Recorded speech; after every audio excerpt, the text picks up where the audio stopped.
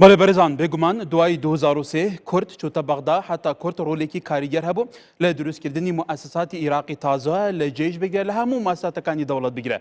کرد چو بغداد دستوری عراق بگومان کرد دنگی بده هر کردیش بو دستوری عراقی درباس کرد کرد ابراهیم جعفریان به نوری مالکی گوری با ای باشتر به باشتر تفاهم لگر کرد بکا باشتر شراکتی کرد قبول بکا باشتر مفکانی کرد سبب بکا امش بگومان دواتر نوری مالکیش گورا به حیدر عبادی که خودتان بینی حیدر عبادی نکو کو اوانی پیشتر بلکو او هرشانه که کرد لسر کرد پراکتیزه کرا هیس لدجی خلکی کردستان بکار هنا او گوران کاریا پانوراما یعنی که کرد سرکرداتی سیاسی کردستان لبغداد لکابینکانی حکومت عراق دستی هبو لدروس کردنی بو اوی زیاتر بین بغداد و هولیر باشتر به زیاتر شراکتی راستقینی کرد قبول بکره مفکانی کرد سبر بکه او مفانی لچارچوی دستوری عراق که کرد خوی گارنتی سرکوتنی ام دستور بوله هالبجارنه کی گشتی لارا پرسی کی گشتی دا بلام انجامه که بمشي گشت 16 مانگی ده 16 ام مانگه سرکرداتی سیاسی کردستان لسر آستی کی بالا لدکان کوبوتوا دواتر بریاریان ده به اجندای کی کراوه لگل بغداد گفتو بکو بکن لسر همو پرسی حتی بشوی کی دستوری همو پرسی کن چاره سر بکن بلام دواتر گروپێکی دیاریکراو کە هیچ ناو نیشانێکی سیاسی نییە دیار نینە لە ناو لایەنێکی گرنگی کوردستان لەژێرەوە متفق بوون ڕێککەوتنیان کرد لەگەل لایەنی ئیرانی و عیراقی بوو بە دەستەوەدانی گرنگترین و ستراتیجیترین ناوچەی کوردستان کە کەرکووک و دەوروبەرێتی بێگومان عێراق تەعامل لەگەلەوە کرا بەو شێوەیە لەشکرکەشی بۆ سەر هەرێمی کوردستان بە تایبەتی ناوچە جێنەکوێکەکان ئەن ناوچەکە کوردستانیەکانی دەرەوەی ئیدارەی هەرێم کرا دواتر گۆرانکاری دەراماتیکی هاتنە پێشەوە عێراق ئێستاش ترافیکێکی دیبلۆماسی فراوان لە وڵاتانی ناوچەکە دەست پێ کردووە لێرەیە ئەجندای کورد پێویستە چی بێ سەرکردایەتی سیاسی کوردستان چۆن تەعامل لەگەل دیفاکتۆکە بکە ئایا بەڵاوازی بچێتە بەغدا گوت و بێژ بکە ئەلتەرناتیڤ چییە بۆ ئەمە بەستە من هەوڵ دەدەم ئەم پرسیارە و پرسیاری زیاتریش ئێجابەکە لە کۆمەڵێک پسپۆری ئەکادیمی و دیاری کوردستان وەربگرم ئەوانیش بەڕێزان دکتۆر محەممەد ئیحسان وەزیری پێشووی ناوچە کوردستانیەکانی دەرەوەی ئیدارەی هەرێم هەروەها دکتۆر هێژا سندی کە مامۆستای زانکۆیە بێگومانەویش یەکێکە لە چاودێرەکانی سیاسەتی ئێستای هەرێم و عێراق دکتۆر محەممەد بازیانی شارەزای حزبی ئیسلامی و ئەویش یەکێکە لە چاودێرە وردبوو و دیارەکانی سیاسەتی کوردستان و عێراق بەخێرهاتنی میوانەکانەکەم بەخێر بێن دکتۆر محەممەد ئیحسان لە بەڕێسەنەوە دەست پێ بکەم دەڤەرێن کوردستانیان دەربێ ئیدارە هەرێمێک و تو وەختێکی وەزیرێ وان دەڤەرا بووی مادێ 140 هەیە چارچوبێ دەستوری هەردەمی عێراقیدا نەهاتە جیبەجیکردن کوردان ئارتشە عێراقی 2014 ئەو دەڤەرە چولکردن ڤاڵاکردن ڕاڤیان ئەم شێن بێژین کورد چون ئەو دەڤەرە بخوێنە هێزا پێشمەرگەیان کوردستانی پاراست لێ بڤی ئاوایی جارێکردن عێراقات bi zorê nek bi zorê jî bû belku birêkeftinek hêzên Kurdî ev devera çûlkirin û dagîrkirin tu vê rewşê çawa bînî gelû پێشەکی زۆر زۆر سپاس خێرهاتنەتە و هەمی میێوانێت میێوانن تەتکەم ئەم سیناریۆی شانزەی مانکڕۆیدا بە تەوەقعی من سیناریوەیەکی حازرکراو بوو لە پێش فترەیەکی تر لە 31/12/2007 ئەگەر هەرچی کاتێک عێراق قووەتی هەبە دامێکی نێودەوڵەتی هەبە دامێکی ئەقلیمی هەبە ئەم کاری دەیکرد پێویستە بە وزوحی قسە بکەین سبب أساسيكي تنها استفتاء نبويا استفتاء هي القصة سبب مباشرة كي بويتا كزرع وكبوتوا كبوجي بوشي جبجينا كراب بونا جيشنا حلق لقليان برواب كان أويلا كردستان إما زور جار قيادات كردي زو استعداداتي كي زوري هبو كبجين اتفاقك لقليان كما دي صدو تشل جبجي بكين حلي أم كيشان بكين لبر إما مقتنع بين قناعاتي كي تمام بأنه أم ناوچانە نەکحەلکردنی ئەم کێشە سەبەبی ئەوەی بوو بأنه داعش سەری هەڵدا لەم جێگانە و سەبەبەکەیش ئەساسیەکی ئەوە بوو بأنه حکومەتی عێراقی گاڵتەی گەیمی تایم لەگەڵ ئێمە دەیکرد دەیویست وەختەکەی انتظاری ئەمە بکات کە سلاح لە ئەمریکا وەربگرێت معادلەی دەولی بگۆڕێت تەوافقێکی ئەقلیمی دروست بکات انشقاقێکی داخلی لە دەستمان بکات ئەگە سەری تەسریحەکانی ئەوم بکە ئەوان هەمویان ئەڵێن دوو ئیرادارەتی پێویست بوو لە مێژەوە هاتباکردن پێویست بوو ئەمە لە مێژەوە ئەم کارەمان کرد بووە پێویست بوو لەبەر ئەسڵەن لەبەر دوو شتی گرنگ یەکەم شت ئیمانیان پێ نییە بأنه ئەو نقاطانەی کە لە دەستور هەیە کە حەلی کێشەکان بێتەکردن بە ڕێگایەکی دەستوری ئیمانیان پێ نەبوو لە 2005ەوە ئێمە خۆمان هەڵدەخەڵقاند هەندێک جار هەندێک خەڵک بە پایە و بە مانسب لە بەغا هەندێک خەڵک بە مەسلحەتی خۆی زاتی هەندێک خەڵک لە خۆی قاسکردن لە مەشاکل ئەم بووچوونە زۆر هەبوو بەڵام نەجێبەجێکردنی و حەلکردنی نەکێشەکان تەنها حکوومەتی مالیکی دکتۆر ئەوەی تۆڵی ئەوە طبیعەتی هەموو حکوومەتەکانی عێراق هەر کاتێک کێزیان لە دەستا بێ پەرلەمانی خەڵکی کوردستان دەدەن کە بئیش بمینەنانی شەریان لەگەڵ دەوروبەر بەڵام پرسیارێکی تر ئەوەیە پێتوانیە سەرکردایەتی سیاسی کوردستانیش لەو کاتانەیە حکوومەتی عێراق لاواز بوو لە شەڕدا بوو کێشەی ناوخۆیان هەبوو وەرەقی زۆر بەهێز لە دەستدا بوو بەڵام نەیانتوانی بەکاربێنن نەیانتوانی لە بەکاربێنن لەبەر یەک سەبەب زۆربەی حالەکان زەمان توانی بەکاربێنین زەبەر نەتەفاوقێکی تەمامی کوردستانی هەبوو ئەسڵەن تەوافقێکی نەتەواو هەبوو لەسەر ئەم جێگانە لە هەندێک حزبەکانی سیاسی وایان هزر دەکردێنە ئەم جێگا بگەڕێتەوە سەر کوردستان معادلەی کوردستانی دێتە گۆڕین هەندێک تەڕەفی تری هەبوو وا دەیزانی بیانەهۆ کێشەکە تەنها کێشەکەی نەوتە بەڵام بووچوونەکەی من خۆم هەموو ڕۆژێ دەمگوت ئەم ناوچانە دایکی هەموو کێشەکانی تر بوو لەناو بینی هەولێر و بەغا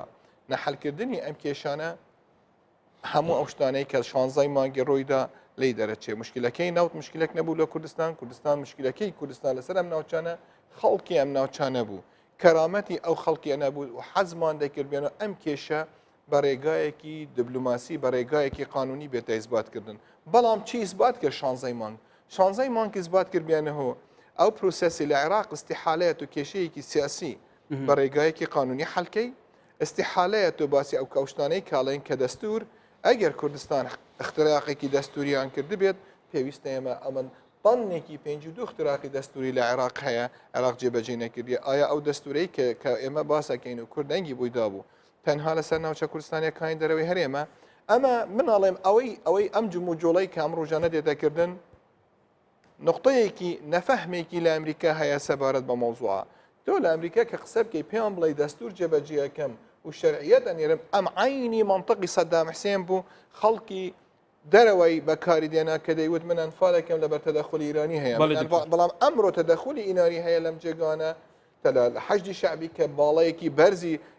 لە تەسلیحەوە لە تەجهیزەوە لە تەدریبەوە لە تەمویلەوە ئەوەیە ئەمە بەڵام هەمووی ئەم معادلە بچوونەکەی من بڕوابکە بۆ عێراق ناچێتە سەر دکتۆر لەسەر ناوچە کوردستانیەکان زیاتر پرسیارە لە یەکەم کە بە تایبەتی تویشتی داوان کردووە زیاتر شارەزای بەڵێ دکتۆر هێژا ئەوەڵ عێراقێکی بووی بەواقعەکە و هێزن عێراقی بە تایبەتی حەجدا شعبی میلیسێن حەجدا شعبی بەسەرپەرشتیا ئارتشا پازارێن ئیرانی کە لیستا تیرۆرەیە بێگومان حەجدا شعبیژی دناوا لیستا شەرمزاریە نەتەوین ئیدبوویدایە بچاودێری ئەمریکا لە ئاردی واسمانی هێرشکێرە سەروان دەڤەران خەڵک قەتڵام کرد ماڵسووتن هەر تشتێک کرد ینی بەواقعەکە ئەف دەبەرە ژاریەوان بە هاتینە داگیرکردنگەل و هەڵویستی ئەمریکا ئەف ئیزدیواجێتە سیاست ئەمریکا وەکە هەندە چاودێر تایبەتی لە هەمبەر کوردان دەبینن بوو ساش نشکێکی بله جاره سپاس بو جنابتا بو کی 24 و بو برادرن الجلمرينش البيريم تصورا من يعني انجام كاني ريفراندوم لا خاله هر جرينجا كان يعني شوان خالانه يتقال جرينج ميجو كردستان ده بلام بوكو دكتور محمد ايش فرموي اول نيه سببك نيه ك يعني بو بسبب ام شتي كرودا كزور كذا شو كله بلام وكو بيانو دبين اوان وكو بيانو دان همان كذا يعني بونمونا تقاعسي حكومتي عراقي لانجام داني صدوش الماده صدوش معروفه خو استانبوا كون هتوانيه مادام اوان ببيانون بيوس سركداتي سياسي كردستانيش بلنا كرد بلا انجام داني ريفراندوم او بيانو على دسيانه ده بتصوري خوم بحساباتي السركداتي كردستان باشترين وقت بو اما لقال وضعي داعش ووضعي امني ويعني كومالا فاكتوري اقليمي باشترين كاتبو بيرفكت نبو لهم يبان بلان باشترين كاتبو او كاتب بكري وبتصوري خوم ل داهاتو دا درك بومان ك لو انا وكو برادرك باسي كرد تنها شد بيه كرد و كردستانيا كان اتوانا خويا ببستن بي اويش انجامي ريفراندوم ك زياده للصد و نوتو دو للصد خلق ببالي طبعا جوابي دعوه اوي كروي دا براستي دوسم بيشهات السياسه كان او مشهد السياسه قبل بالنسبه منه او هي كان خالي جرينجيز وكو باسمان كرد رفراندوم وياك نتيجه كي دو اويك رويدا لكركوك براستي اگر ببيني برامبري اوي لبردي بو داستانك بو براستي واي كرد كامريكا بيتا دنج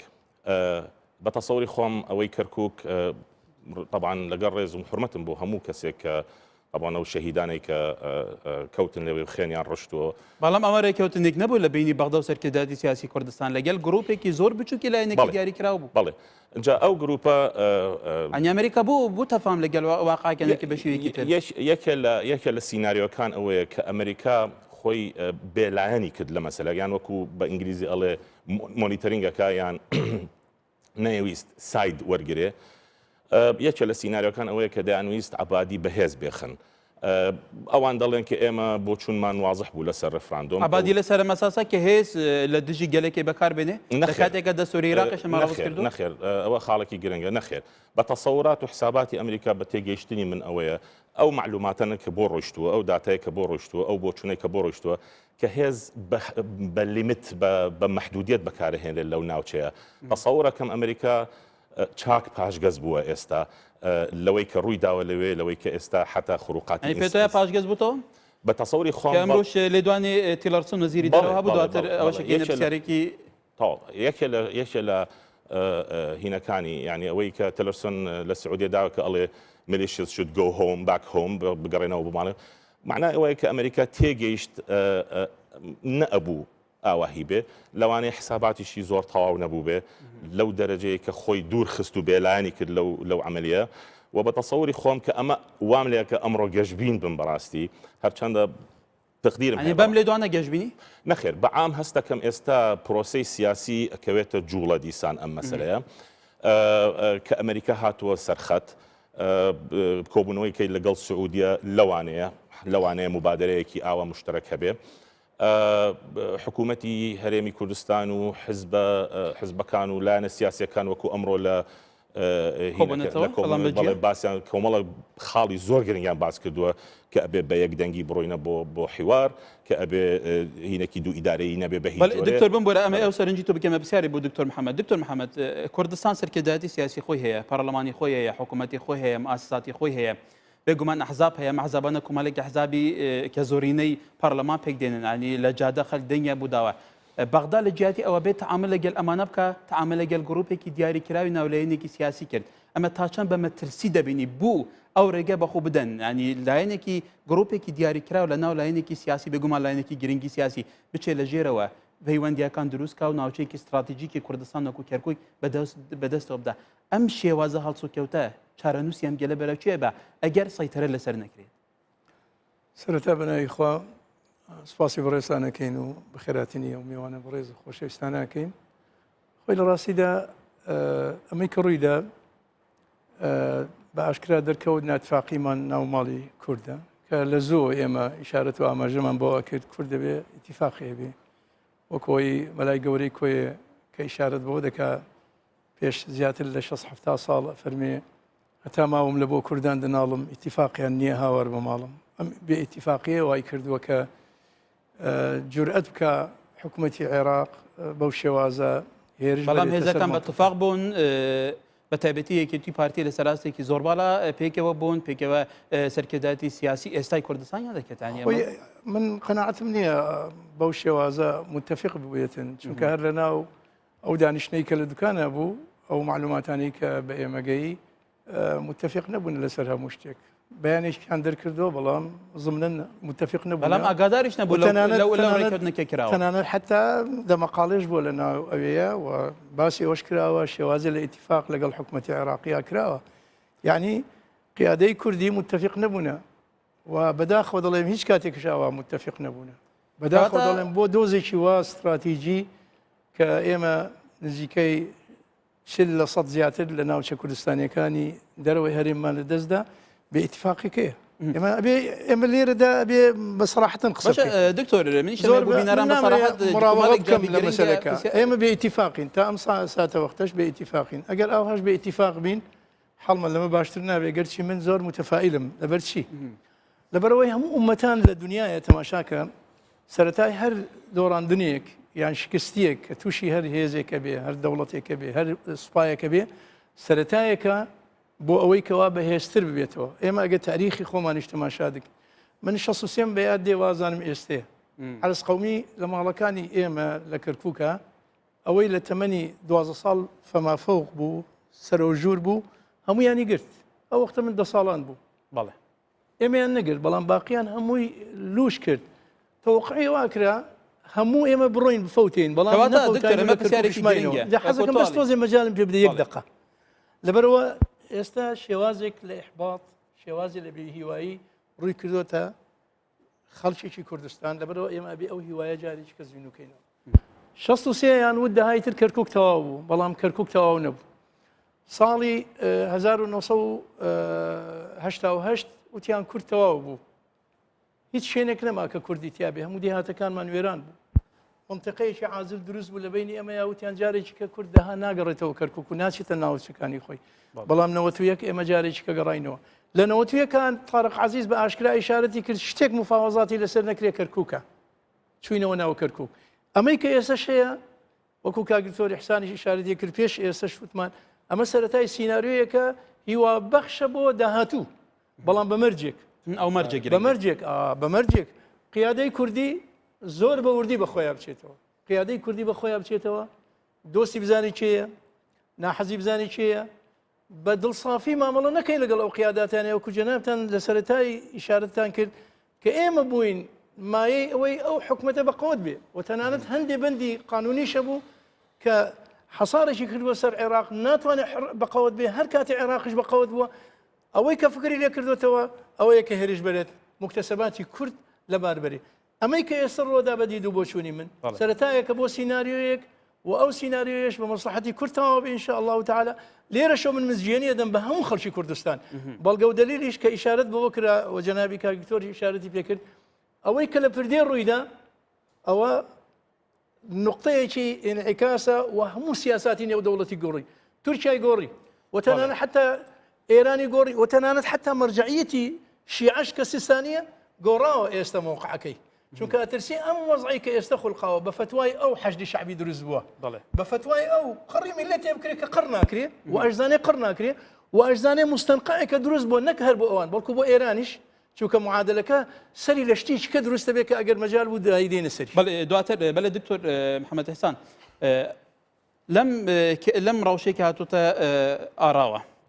باشە هیچ لایەنێکی کوردی هیچ گرروپێکی دیاریکراوە لە ناو لایەنێکی دیاریکراوی کوردستان قازانجی تیاکات ئەن هەموو خەڵکی کوردستان زەرمان بەوێکە ڕەوشەکە بەم شێوە بێ سیرکەم با من تەکمیلی قسەکانی مامۆستا بکەم بەڕاستی من لە ڕۆژی یەکەمە لەو ستودیەوە گوتیم لە ڕۆژی 16 مانگ زۆر گەشتبین بوویمە لە بیدای ئەزمەتێکی تردایە لە بیدایەی قۆناغێکی تردایە لە مەرحەلەیەکی تردایە پێویستە هەموو خەڵکی کوردستان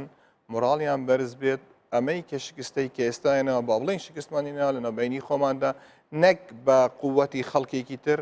بە نەتەوافقی لە ناوبینی خۆماندا ئەوەی کە لە ناو ئەحزابە کوردستانیەکان خەلەلەکە لەوەیە بأنه ئێمە کە تەحالفاتەکەین تەحالفاتمان لەسەر ئەساسی عاتفین یان لەسەر معلوماتی غەڵەت بوون ئەوەی پێشتر پێویستە ئێستا لەم قۆناغە باشترین شتەوەیە یەک ڕێخستنی ماڵی کورد بێتەکردن لەبەر هیچ تەرەفێک قەت قاسەی تەفکیر نەکات بیانەوە قازانچەکە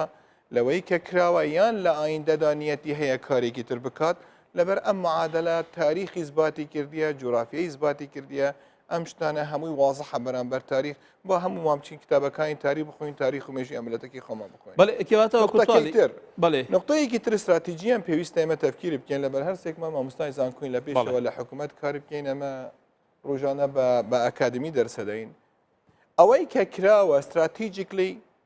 مەقبەرەیەکە بۆ عێراق یەکەم شت ئەو حکوومەتەی کە لە عێراق هەیە بەم شکلەیە مستحیلە تەفکیر بکات تەفکیری بکات بتوانێت یان توانای هەبێت بتوانێت شتەکانی خۆی حەڵکات حتا بەڵام ئەم حکوومەتە خۆی بە حکوومەتێکی بەهێز ئەزانێ وازانێ دامێکی دووەلی بەهێزی هەیە شەڕی داعش نەماوە ئیمکانیاتی لە بەردەستایە The game is not over یاریەکە جارێ تەواو نەبوو ئەمە چاپتەرێکە لە کتابێکی زۆر گەورە مێژوەکەی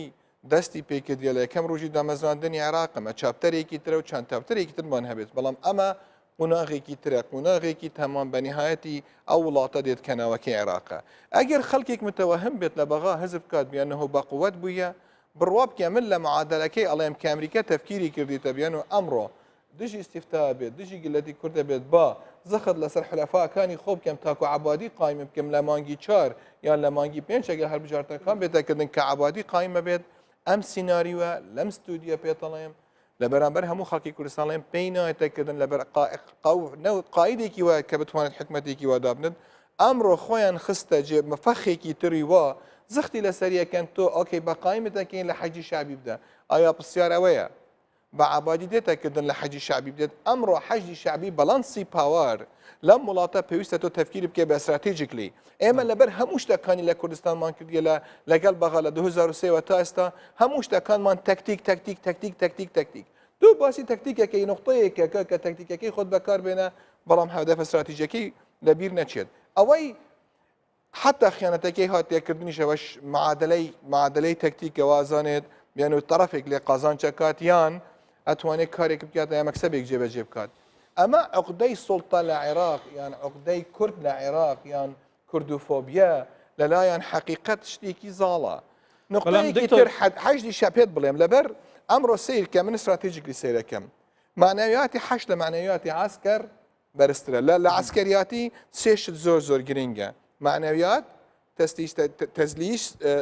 تەسلیح و تەجهیز تدریب و عدە ئەمڕۆ ئەگە سیری بکەیت معنەویاتی کە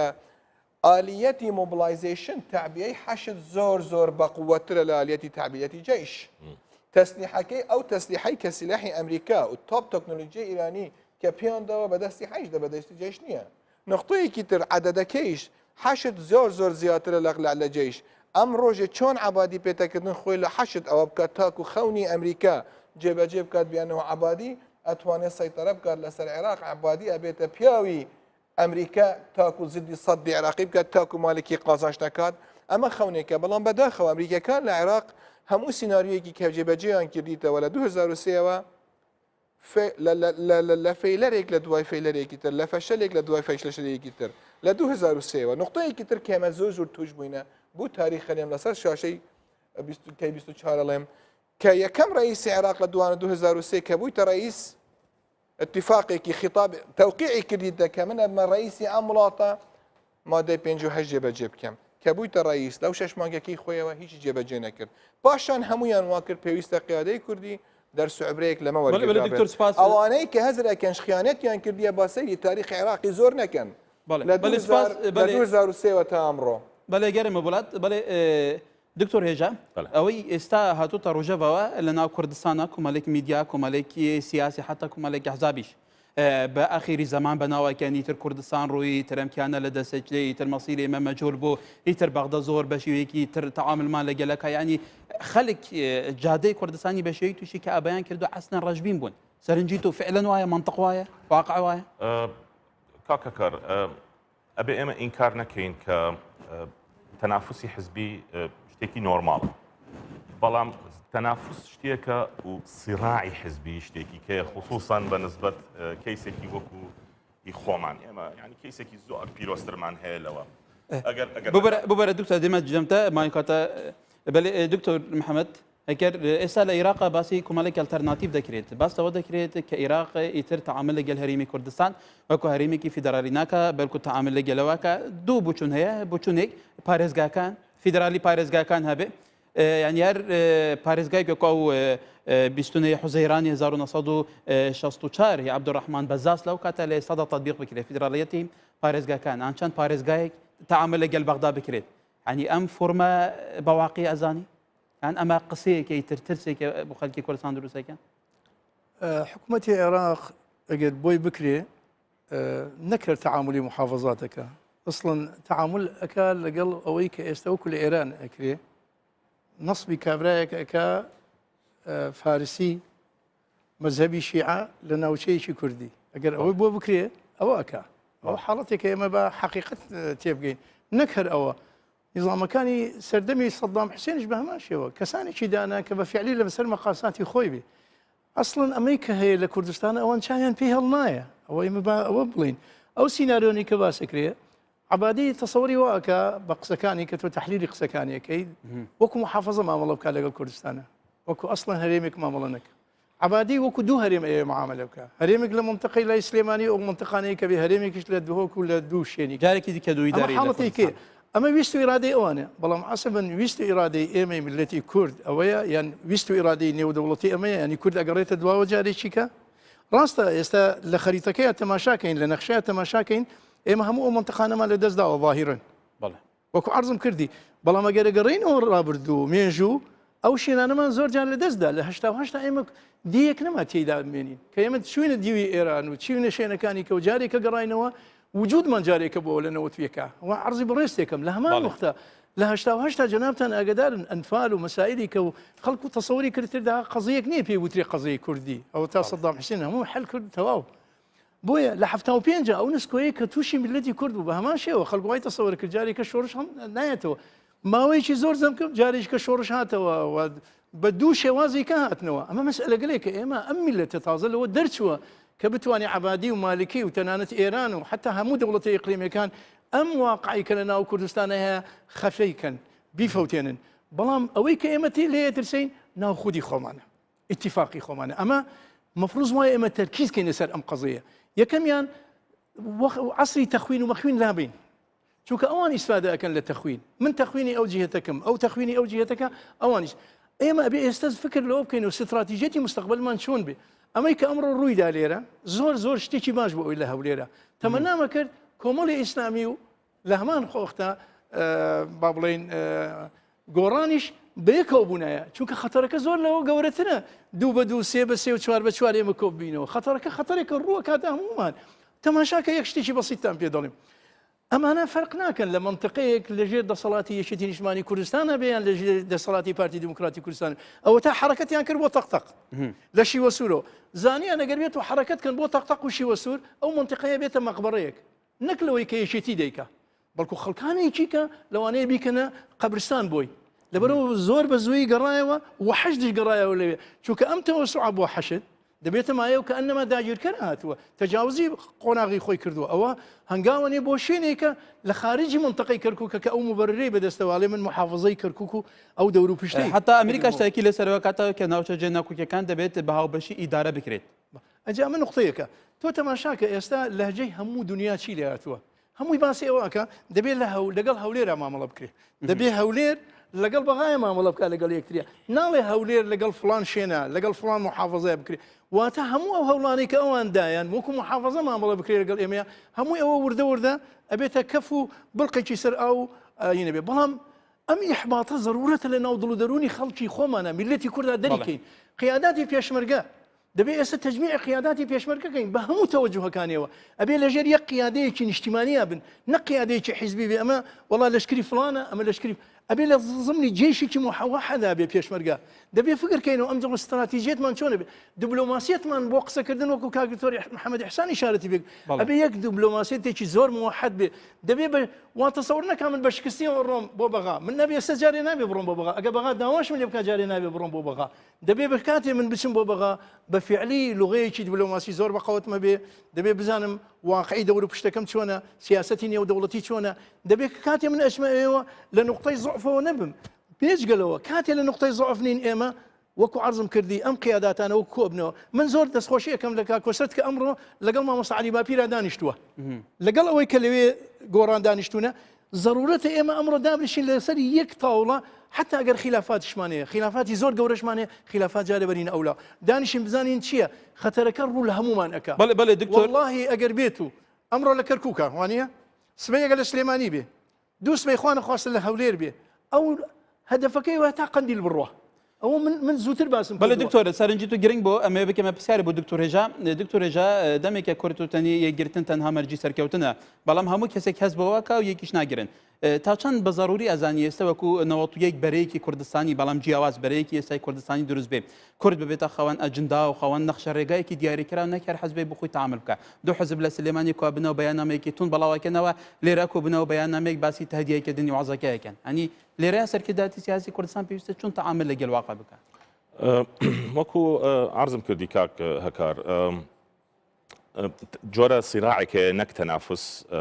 بینی حزبەکان و من بە بۆچوونی خۆم وەکو چاودێرێک و وەکو ئەکادمیستێک تەسەوڕەکەم دوو خیتابی سەرەکی هەیە ینی دوو خیتابی سەرەکی هەیە لە کوردستان خیتابێکی قەومی نەتەوەیی کە داخوازی دەوڵەت ئەکات کە مەشروعە ئێمە هەمومان لەم ستۆدیۆ دەرەوە ستۆدیۆ ئەبێ قەت بیرمان نەچێت کە ئێمە خەباتەکەین بۆ مەسەلەیە کە ئەزانین و دنیا هەمووی ئەزانێ گەورەترین نەتەوەی و خەڵکە کە بێدەوڵەت ئەوە بیرمان ناچێتەوە. خیتابی دووەم کاکەکار خیتابێکی بە ناو حکومڕانی باش و گود گەڤرننس و خواردن و موچە و ئەمەنیە و ئەو شتە و خدمات کە ئەویش مەشروعە ئەویش خیتابێکی مەشروعە. بە تەسەوری خۆم ئێمە پێویستمان بە دیسکۆرسێکیان خیتابێکی متەکاملە کە ئەو هەردوو ڕەهەندەی تیابێ کە تۆ باسی دەوڵەت بوون ئەەکەی ئەبێ فعلن باسی ئەوەش بکەیت ئەوە ئەماگەینتەیەک بۆ چونکە ئەو دوو جەمسەرە ئەو دوو حیزبانەی کە یان ئەو دوو تیجاهە لایەنە سیاسەنە کە قیادەی ئەمە ئەکات و قیادەی ئەو لایەنەکە بە تەسەوری خۆم یعنی وای کردووە دیسان پۆلەرایزیان جەمسەرێک پیا کردو لە ناو کۆمەلگاکەش کۆمەلگایەک تێگەیشتووە کە ئەمەیە ژیان من ئەبێ بژیم ئێستا و خوا گەورەیە بۆ دەوڵەت کۆمەلگایەکی یان بەشێک لە کۆمەلگاکەش ئیمانیەوەی کە ئێمە بەبێ وڵات ناتوانین ئەبێ دوای ئەو شتانە بکەین. ئێستا تەسەوری خۆم ئەم خیتابە فەلسە ئەم بۆ چوونە جیاوازانە بە حیوار ئەکرێ یعنی ئێستا کە باسی ئەەکەین ئێمە لێرە و خەڵک جۆی لەبێ تر کاری ئەکادمیستە کاری میداوان ئەگەر مەجان ئەمە وا ئەکا تیجاهێکی یەک ئاراستەیەک پیا ئەبێ لێرە کاکەکار حیوار باشترین شت لە حیوار بێجگە لەوەی بەڵام حیوارێکی بەنا ناکی کۆبوونەوە لە پێناکۆبوونەوە ئەنجام نەبێت یعنی من بە بۆچوونی خۆم حیوار پێش ئەوەی بگەیتە ئەنجامێک هەرە خاڵە گرنگەکەی حیوار ئەوەیە لە یەک تێگەیشتن چونکە زۆر جار خاڵ هەیە نەهاتوە خەیاڵتە بەرامبەرەکە پێتەڵ ئەوە یەک دوو دەوڵەتێکی وەکو عێراق ئەگەر واهی بمێنێ کە تاواکەری قسەی برادەرەکانمە دەوڵەتێکی بەزهەبی دینی قەت ناتوانێت قەت باوەش بکە بە کوردستانێکی وەکو بۆیەش ئاوا سەیریەکەن کە بەعضجار سەیرەکەن وەکو محافەزەیە ئەوەیە و یعنی عقلیان ئەوەیە تر عێراق ئەبێ واهی بێ کەواتە دکتۆر سەرنجێکی گرنگ بوو لە ئێستادا عێراق تەعامل لەگەڵ کوردستانە وەکو پرسێکی نەتەوەی وەکو ناسنامە وەکو جوگرافی تعاملی لەگەلەکە بێگومان لە کوردستانیشە بیر و بچوونی جیاواز هەیە حزابی جیاواز هەیە حزابی زۆریش هەیە بێگومان کاردانەوەش هەیە و سیراعی لەگەل یەکتر بەچە ئاراستێک بێت ئەمە لەلایەک بەڵام پێت وایە سەرکردایەتی سیاسی کوردستان ئەم ئەحزابانە خەوان سیاسەتێکی پراگماتی تێگەیشتنێکی واقعی نەبن ئەوەی توالێ جێبەجێ نەکەن بوو جێبەجێ ناکەن بۆ نییە بۆ ئێستا لێ دەبێت هەبێ بوو نەبووە تا ئێستا بە تەسەوری خۆم بەعضێک خۆیان پراگماتیست ینی پێناسەکەن و بەعضێکیش طبعاً بە ئایدیلیست خۆیان و کاکەکەر وەکو پێم گوتی طبیعیە نۆرماڵە بەڵام باش نییە کە تەنافس بگاتە ئاستی سراع ئەبێ بگەنە نەتیجەیەک کە بەبێ یەکتری مستحیلە بتوانن سەرکەوتن بەدەست بێنن یعنی مستحیلە ئەم حزبان یعنی تۆ بە عەرزی جەنابەت بکەم و برادرانی ئێرە و هەرچی ئەمان بینێ لێرە هەرچی بەڕێزەکەمان بینێ تۆ تەسەوڕ ئەەکەی ئەگەر حزبێکیان لایەنێکیان ئەو قەوارانەی کە باسی ئێستا موچە و ئەوە تەرکید لەسەرەوەکەن یعنی کاکە بە سلەمی حاجاتی ماسلۆ 100 ساڵ لەمە پێش تەواو بووە مەسەلە خەڵک دوای خواردن و برسی بوون حاجاتی تر پیا بێ حاجەتی ڕێزگرتن بۆ خۆی حاجەتی کیان سێلف ئستیم ئەوە دوای دوو بووچە لەگەڵ ڕێزم ئەو حاجەتە دەرەکەوێت بە ئەو حزبانە یعنی ئەبێ واز لەوە نهێنن کە ئێمە کە بەو تیفاقە کە کراو کە ئێمە استیفتا بۆچی بوو ڕیفراندۆم بۆچی بوو کاتی دەوڵەت بوونیەکە ئەوە دەرەکەوێت کاکە تاکە کورد تاکە کەس ئێمە هەر ئەوەی تایە کوردستانێکە ئەو هەستێتیاتی کە چەساوە کە مافی خۆی وەرنەگرتووە یعنی ئەوە یێتە سەر ئیتر سەر دەرەکەوێت بۆمان بۆیە بێ لە یەکتر تێبگەن بەڕاستی بەڵێ دکتۆر محەممەد ئێحسان ئێستا ترۆفیکێکی دیبلۆماسی چڕ لەلایەن حکوومەتی عێراقەوە دەستی پێکردووە بە تایبەتی چوونی عابادی بۆ سعودیە لەژنەیەکی هەماهەنگی هاوبەشیان دروست کردووە بە چاودێری تیلەرسن وەزیری دەرەوەی ئەمریکا تیلەرسن کنگرەیەکی ڕۆژنامەنووسی هەبوو وتی پێویستە میلیشیا ئیرانیەکان لە عێراق بکشێنەوە کەواتە ئەوانیش گەیشت ناو قەناعەتەی کە بە سەرپەرشتی ڕاستەوخۆی سولەیمان قاسم سولەیمانی ڕەوشەی کەرکووکێنە من ئیزافە بۆ قسەکانی لە پێش جوابی پرسیارەکەی تۆ بدەم ئیزافە بۆ قسەکانی کاکێژا و کاکتۆر بەڕاستی ئەوەی خەلەلی ئەحزابەکانی سیاسی کوردستان ئەوەیە ئێمە هەمومان کارێکین لەبەر ئەوانەی کاری سیاسی ئەکەن وازانن نەک وڵات ئاوەدانکردن یان دەوڵەت ئاوەدانکردنەکەن فەرقێکی زۆری هەیە تۆ کە سیاست بکەیت تۆ سیاسی بیت یان ڕەجلی دەوڵەت بیت ستەیتمان بی یان پۆلیتیشن بیت ئەم نقطەیە زۆر نقطەیەکی زۆر گەورەتش پێویستە ئەحزابەکانی سیاسی کوردی خۆی لە عقدی مازی نەجاتکەن تەفکیر بە ئایندەیەکی بکەن کە هێژاوتی ئەگە دوو ڕاتب بە حکمە بە خەڵکی کوردستاندا ئایا مشکلەکە تەوا بێت بڕوا بکە مشکلەکە تەوا نابێت ئەوەی عرابی دیبلۆماسیەت من لە ئەمریکا زۆر کارم کردیتەوە عرابی ئەمە استیحالەیە سعودیە و عێراق پێکەوە دابنیشن ئەگەر ئەمریکا لەگەڵیاندا نەبێت استیحالەیە مصر استیقبالی عبادی بکات ئەگە سەیری ئەم دە ساڵەی مەسیرەی دیبلۆماسی عێراقی بکەی قیممەی فەشەل بوو کێ وەزیر خارجیە بێت قیممەی فەشەل بوو بە حیاتی خۆیانیان توانیە کارێکی بکەن ئەگەر ئەمریکیەکان یارمەتیان نەدا ئایا بە ئەمریکا دێتەکردن هەموو حالەتێک ڕئیس وزارەکەی هەڵبگرێت ببێت پادە بە زەخت لە سعودیە بکات کە ببینن لەبەر خلافی دەرەنجامی ئەمە دەرەنجامی ئەمە زەختێکی زەخت لە عێراق دێتەکردن بە سعودیە خۆ ئێمە لەسەر سعودیە خەتەر نین تەواوی خاوەن نفوسە لە ناوچەکەیە خاوەن نفوسە لە ناوچەکە تاسیری هەیە بێشەکەوەیە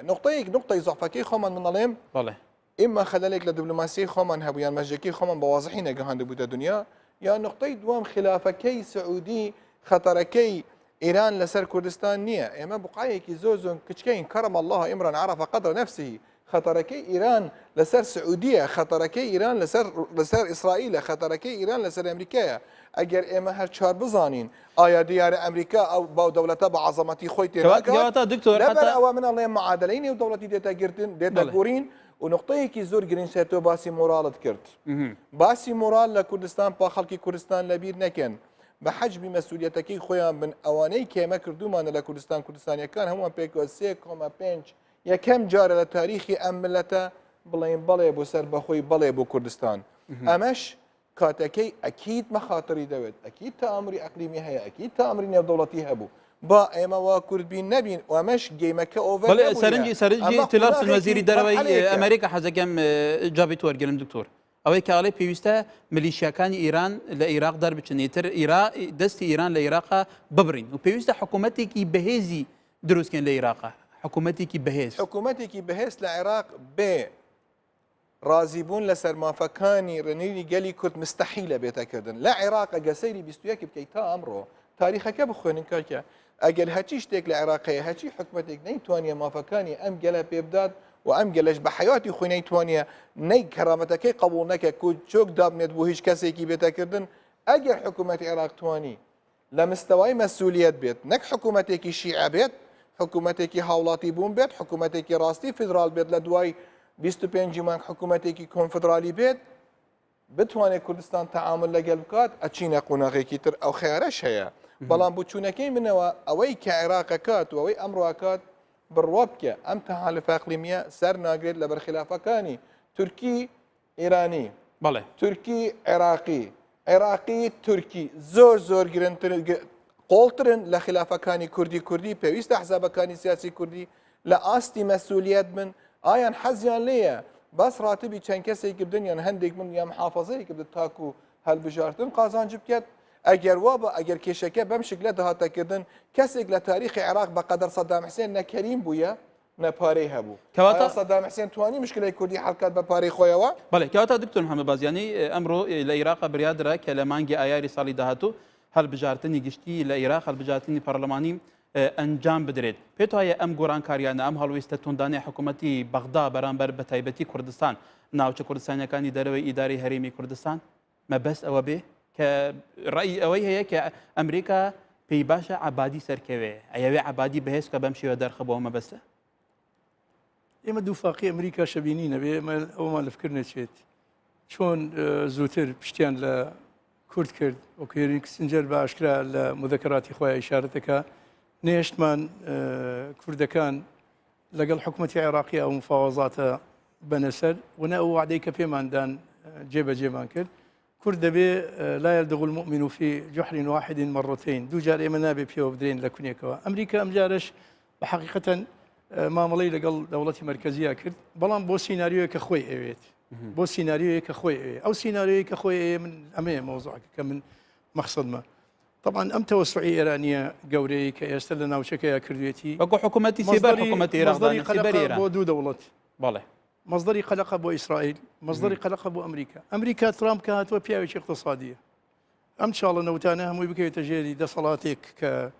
ئێستا لە عێراقا ئێران حکومەکە و بە ئاشکرا دیارە بەڵام ببوورە دکتۆر سەرنجێکە بۆ زۆر باش دەزانێ ئێستا عێراق مەسلوب سیادەیە و دەوڵەتێکی کە تەحەکومی پێکەوە بەڵام ترامپ ئەیەوێ حەساری اقتصادی بخاتە سەر ئێران لە کاتێکا و ئاباری نەفتی دەوڵەمەندی کەرکووک تەسلیم ئێرانەکە من حەزەکەم عەرزی بەڕێزی کەم ئێستا لێرە سیناریۆکە لێرەوە دەست پێ دەکا ئەم تەوەسوعە دوایی تەقلیسکردنە تەوەسوعەکە ڕاستەوە تەوەسوعێک بووە بەڵام چه حجەیەک بدرێتە دەستەوە بۆ ئەوەی کە ئەمریکا تەحجیمی ئێران بکە. ئێران ئێستا سوور ئەزانێت تەحجیم ئەکرێت وحتى مرجعيتش دەزانێ تحجیمی ئێران ئەکرێ لێرە چۆن تحجیم ئەکرێ عەرضی بەڕێز دەکەم. ئێران تەمەدودێکی زۆر گەورەی کردووە هەم سیاسی هەم عسکەری هەم ناحی ئابووری و اقتصاد و اقتصادی ئێرانیش مهددە لەلایەن ئەمریکاوە لەبەرەوە وەکو عەرضم کردی بەڵام دەستکراوەشە لە سووریاوە لە لوبنانەوە لە عێراق تەماحی حتا لە نەوتەکەی ئێوێشەیە چۆن تەماحی لە نەوتەکەی سعودیەیە و ئەم ئیتیفاقی کە ئێستا دەکرێ لە بینی عەبادیە و لە بینی ئەینا بۆ کۆمەڵشتە ئەسڵەن ئێستا خۆی زۆر چاکەزانێ ئێران تەدەخولەکە لە یەمەن. یەمەن تهدیدێکی زۆر استنزافی هەموو مەواریدێکی بەشەری مەواریدێکی اقتصادی سعودیەکە و لە هەمان وەختە ئێستا لە سووریا ئەو تەدەخولێک کە ئێستا ئێران کردی ئێران حافظ ئەسەدی هێشتەوە لەگەڵ رووسایەوە بەشار ئەسەدی هێشتەوە ئەم تەمەدودەی کە دەیکا لە وەزعی ئەم منطقەیە و سیراعی رووسیاش لە منطقەکە کە هاتوۆتە ناو مەسەلەکە وتەکاتوفی رووسیا لەگەڵ ئێرانە ئەمانە هەموو معادلانە هەمووی مصدری قەرەقە بۆ ئەمریکا. ئەمریکا بەداخەوە دەڵێم لەبەر ئابووری و لەبەر مەساڵحی خۆی استعدادی ئەوەیە میلەتێکی وەکو کوردیش بکاتە ضەحیە بۆ ئەوەی موبەررێکی بێ حجەیەکی بێ بڵێ ئێوە حەتان من سلاحمدا بە جێشی عێراقی ئێستا بەدەست میلیشیاتەوەیە ئەمە هەمووی تەثبیت ئەکرێت سبەی دوو سبەی محاسبەی عەبادیش ئەکرێت محاسبەی هەر ڕئیسێکی کەش ئەکرێت لەوەیە ومحاسبەی ئێران شەکرێت چونکە ئاشکرا حەشدی شعبی ینی پێی ئەمریکا لەمە خۆش نەبێت وقاسمی سلێمانی لەگەڵ هەموو ئەو حەش شعبیان دیارە و ئەو سەفەرە مەکوکەیە کە کردی بۆ سلێمانی و کردی بۆ هەولێر ئەمانە هەمووی بەڵگە و دەلیلە کە تەدەخولێکی سافر هەیە. ئەمریکا ئێستا لە ئێستاەوە دەست پێکەوە کاک دکتۆر محەممەد ئیحسان و میێوانی بەڕێزشمان کاک دکتۆری شاردی پێکرد ئێستا عەدێکی کەیە دەست پێکا من بۆیە بزجێنێدەم بە ئەهلی کوردستان هەمووی ئێستا عەدێکی کەیە کە دەڵێ ئەو میلیشیاتانەی کە ئێرانیە و لە ناو واقعی کوردستانە یعنی حەشدی شعبیشی کرد بە ئێرانی چونکە قیادەکە ئەوەی کە قیادەیەکە ئەوە مەسیرەکە ئەبا هەر ئەم میلیشیاتانە ئێستعدادیانە لێنە چینە سووریا و لە هەمان وەختە غەڵەتێکی زۆر گەورەیان کرد مساعیدی حەزەکەم تخوا ئەم فقرەیە بخێن ئەگەر بە کورتی لەبەرەوە مەجالاوانی شەبێت دکتۆر کاتمان زۆر کەماوە یعنی ئەمە زۆر گرنگە ئەمە مەصدەرێکی شومە حتا بۆ ئێران و مەصدەرێکی شومیشە بۆ شیعەکان بە کورتی تکات حوسێن سەلامی قسەیەک کە جێگری سوپای پاسدارانی ئێران چیەڵێ ئەڵێ مەیدانی شەڕکردنمان لە ڕووباری کارونەوەیە بۆ دەریای ناوەڕاست و باکووری ئەفریقیا و نیمچە دوورگەی عەرەبی درێژ دەبێتەوە. ئەمە وەسایلی ئیعلامی دنیا ئەمەی بڵاو کردێتەوە تەنانەت حتا ئارتی نەیشاردەوە ئەمەی بڵاو کردێتەوە لە سایتی خۆیانە. ئەمە خەتەرێکی زۆر گەورەیە. ئەمە کەئەنەما ئەو هیلالە شیعیە گەورە حەجمەکەی زۆر گەورەتر بووە یعنی لەوە گەورەتر بووە ئەو هیلالی کە ئەوترا بۆیە لەم ڕۆوە من قەنەعەتم هەیە سیاسەتی نێودەوڵەتی دەگۆڕێ سیاسەتی تورکیا ئەگۆڕێ دکتۆر سپاس دکتۆر هێژا کەواتە کەریمە بێن کاریگەری وڵاتانی دەوروبەر لەسەر ڕەوشی ئێسای کوردستان بە تایبەتی ئەو لێدوانە توندانەی ڕەجەب تایپ ئەردوغان سەرۆکوماری تورکیا کە ڕۆژانە قسەکە ڕۆژانە باسی ڕەوشی ئێستای هەرێمی کوردستانەکە ئەگەر ئێمە باسی رووسیاش بکەین کە خەوان نفوسە لەم دەبەرە ڕۆسنەفت کۆمپانیای ڕۆسنەفت ئەو گەرەبەستێ لەگەڵ هەرێمی کوردستان کردووە لە بواری تاقەیە بڕیارە جەعفەری سەردانی موسکۆ بکە لەمەیە رووسیا پاشگەز بکاتەوە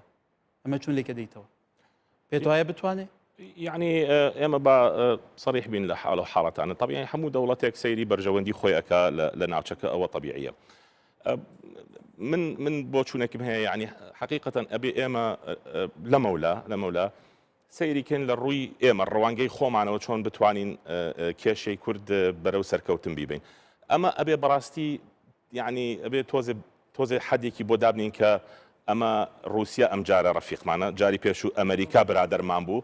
یعنی ئێمە خۆمان چۆن بتوانین بەڕاستیە کە ئەو بوشەیە حقیقت دەمێ بڵێم یعنی شتەکە ئەدەبیات نییە و ڕۆمانسیەت نییە کە ئێمە ئەڵێن یەکریزی ئەنجا ئەگەر هاتووە ئێرە وەڵاهی ئەبێ هەمووکان یعنی هەمومان بەخێرهاتنی ئەو اتفاقیە بکەین لێرە بەڵام من لەگەڵ ئەوەم با شەفافیت هەبێ با ترانسپێرنسی هەبێ با خەڵک ئاگدار بێ مەسەلەن ئەو خەڵکانێک کە طبیعی علاقەیان هەیە بە ئیشەکە ئەوەش گرنگە بزانین یعنی شەفافیت تا چ حدێکە. اینجا ئەگەر رووسیا بزانێت کە بەرژەوەندی هەیە لێرە ئەبێ ئێمەش خۆمان بگەینەوە بە دیبلۆماسیەتی خۆمان ئەگەر ئەو سەفەرەکە و ئەچێ وان لێکا پاشگەز بێیان ئەوە طبیعی ئەبێ ئێمەش خیتابێکمانە بەڵام خیتابەکەمان خیتابێکی پۆزیتیڤ کۆنستراکتیڤ بەنا لەسەر ئەساسی ئارگومنت بێ کاکە کەواتە پێشتر نەبووە چۆن ینی ئەنی پێشتر ئەو سیاسەتەی نەبووە ئەو دیبلۆماسیەتە بەهێزەی نەبووە دیبلۆماسیەتمان باش بووە بەڵام تەسەوڕەکەم ئێمە یەک ڕێزی پێمان دیارە بەڵام حکوومەتمان هەیە موسساتمان هەیە وەزارەتی معنی جیاوازمان هەیە بەڵێ ئێمە کاک هەکار ئێمە دیبلۆماسیەتمان باش بووە بەڵام یەکریزی پێمان دیار نەبووە ینی ئەنیاوی شەر تەسیرا بووە طبيعي يعني ئێستا ئەمەی کە ڕوویدا کە بداية دەستی پێگەجانان بووتە بۆ ئەو ئەتیفاقە بووە و بۆ لایەنێک لە حزبێکە ئەو بوو طبيعي ئەوە استیفادە کرا لەو بۆشایە لەوێ ئەو بۆشایە نەبووە لەوێ طبيعي دەوعێکی ترە بوو وەکوتم ئەوەی پردێ بوو کە هاتنە دەنگ لە کەرکووک ئەبوو طبيعي ئەمە ئەم باتە ئەو استراتیژیکە من ئەمە باسی کەم پێشەوەی بە کۆتایی ئەم باسە بکەم دکتۆریش باسی کرد ڕاستەکە کاکە لەو کاتی ئۆباما ڕەخنە لێگرا ئیدارەی ئۆباما کە بەجاریدا بە ئێران زۆر هەوێت ئێستا هەمان ڕەخنە ئەکرێ ئەمڕۆ لە ئیدارەی ترپ کە هەمان شت ینی بەش بە حاڵی ئەم مەوزوعە هەمان شت هەمان مووقفی هەیە لەگەڵ ئێران مەجاری داوەتێ ئەوە یەک بە تەسەوری خۆم و عیبی نییە کاکە خۆ ئێمە ئەڵێن ئەمریکا ئەڵێن ئەمانە دەوڵەتن فعلەن و ئەزمونیان هەیە بەڵام ئەوانیش پێداچوونەوە کرد لە هینی خۆیان بۆ ئەمڕۆ ئەوەی تلەرسن کە باسی کرد ئەوە دلیلە لەسەر ئەوە یەک ئێمە من تەسەورەکەم بەنسبەت خۆمان ئێستا ئەزانین چی یەکەین ئەو دقەی کە ئەمڕۆ دەرچووە زۆر بەناە کە ئەڵێ باتە خوین و با ئەوە نەکەین جارێ بۆستین یەک ریزیمان هەبێ لایەنە سیاسیان کە 32 لایەنی سیاسی یەکتر بینەوە ئەوە گرنگە بە تەسەوری خۆم ئەبێ بکەوینە قسەکردن ماوەیەکی تر ئەمەی کە پێشمەرگە ئەکا حکمتێکی تایە فعلەن کە پێشمەرگە ئەوەی کە ئەکرا ئۆپەرات هیچ نەبێ بەرگری ئەوە بەکو بەنگلیز بێن we are making our point یعنی ئێمە ئەڵێن بە خەڵک ئاگات لێبێ ئەوەی کە ڕوویدا لەوێ لەوانەیە خەلەلێک هەبوو یاتیفاقێک هەبوو بۆشایەک دروست بوو لە بینی من نامێ وشەی خیانەت ئێستا بەگەن دوای ئەمەی کە ئەمڕۆ ڕوویداوە ئەگەر مەجاندێ اینجا بەرگری پێشمەرگە کە ئەڵێ ئێمە بەهێزین لەگەڵ ئەوە اینجا دەست ئەەکەین بە بیرکردنەوە بۆ حیوار کێ قسە ئەکا چۆن قسە ئەەکەین کێ ئەڕوات باسی چی ئەەکەین خاڵە گرنگەکان ئەبێ ئیشکەین لەسەر کەواتە دکتۆر بم بەرەمێ ئەو بکەمە سەرنجێک بۆ دکتۆر محەممەد ئیحسان بێگومان ئەوەی لە پردێ ڕوویدا بەپێی دیبلۆماسیەکان حتا لەسەر ئاسی نێودەوڵەتی شەگەر کورد لە دەوروبەری کەرکووکی شەو شەڕایان کرد بە هەڵویستی ئەمریکا و ناوچەکەش گۆڕانکاری بەسەر هات بەم شێوە نەبوو ئەوەی لە پردێ ڕوویدا پێویستە چۆن پۆڵێن بکرێت ینی سەرکرداتی سیاسی کوردستان چی بکات کە لەوەی هێزی خۆی پیشان بدات وەراقی زەختی خۆی پیشان بدات نەک بەم شێوەیە وەکو ئاڵێن باڵاوازی بچێتە بەغدا هەرداوای گفتوگو بکە بەغداش عقوبەی زیاتری بدات سیرکیەوەی لە پردێ ڕوویدا ئەو سیناریۆ مەفروزە لە کەرکووک هاتبەکردن و هەموو عسکەرەکانی استراتیژیەکانی جیهانیش ئەوانەی کە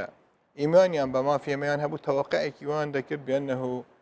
ئێمە لە کەرکووک کورتە شەڕێک بکەین هەموو جارێکمان وتیە کورتە شەڕێکمان هەیە لەو کورتە شەڕە ئەگە دوو ڕۆژ موافقە بکەین کارتەکانی حکوومەتی عێراقی هەمووی دیار بابێت تەکتیکێکی باشە مجتەمەی نێودەوڵەتی دێتە سەر خەڵ هەمویان پێکەوە کەونا بینیان لە موقعێکی قوت و بەڵام وەرەقەی زەخت لە دەستی کوردایە کورد تا ئەمڕۆ وەرەقەی لە دەستیە شەڕی پردێ ڕەفیقەکانی خۆمان کاوانەی کە باسی دەستورێکن بێشک هەیە بێشک بڕوا بکە هەیە خەڵکیش با بێ ئومێت نەبین خەڵکێکی زۆرمان هەیە لە ڕەفیقانە کاریگەرن پێتوای وڵاتان بگۆڕ نییە خەندێکیان ئەوانەی کە لە لەواجی هەبوون کاریگەر نەبوون بەڵ خەڵکی کاریگەری شێن لە مەسلحەتەکانی ئەو وڵاتانە ئەمڕۆ ئەگونجێ کە میزانی قوا لە مەتەقە بێتە گورین ئێمە بەڵام چۆم چینە بەغا من ئەزمونێکی زۆرم هەیە لە بەغا حقیقەت یعنی دکتۆرایەکیم کردیە بەس بە مخی خەڵکی چۆن تەعامل لەگەڵ ئەم حکوومەتە شایع بکرێت ئەتوانی تەعامل بکەی هیچ تەحاملێکی بکەی بچیە بەغدا حوارێکی کوردی عێراقی بکەی بێ وجودی عنصرێکی نێودەوڵەتی هیچ سەری ناگرێت سیناریو دووبارە بێت جارێکی تر سیناریو دووبارە بێت جارێکی تر هەموو جارێککە چوین ئێمە 5-6 کەس حزبەکان هەموو بشەرت نییە حزبەکان هەمومان پێکاوچینە بەغا ئەگەر ماڵمان ڕێک خراپێت ئەگەر حەزابە کوردستانیەکان هەمویان یەک دەنگیان هەبێ کارێکیان هەبوو مەرنیە هەموو بەڵێ دکتۆر زۆر سپاس کاتم تەواو بەڵێ کەواتە قسەی ئەم هەرسێ دکتۆرە بەرەزە شتێک دینتە هەزار مرۆڤی تەماشەبانەی ژاختێکی گەرخن بێژتێکیان نەگیرین هەفتوو ئەمێ بچین ئێک بێک کەواتە ئەوانە تەرکیزیان لەسەر یەک خەڵکی وەکو کەسی ئاکادیمیسیان کە پێویستە گوتارێکی هاوبەش استراتیجێکی هاوبەش ئەجندایەکی هاوبەش نەخشە ڕێگایەکی هاوبەش ئیرادەیەکی هاوبەشی کوردستانیا بێ بۆ چونیەتی تەعاملکردن لەگەڵ هەموو تەحەدا و لەگەڵ هەموو بابەتەکان ئەگەر ئەمە نەبێت چی بکرێت ئەنجامی نابێت کەواتە یەکگرتن تەنها مەرجی سەرکەوتنە هیوادارم سەرنجی ئەو بەڕێزانە بۆلایانی پەیوەندیدارێرە گەشت بێت کە ئەکیدم سەرنجی زۆر بەجێ زۆر ئاکادیمی زۆر واقع بینانن تا دیدار خواتان لەگەڵ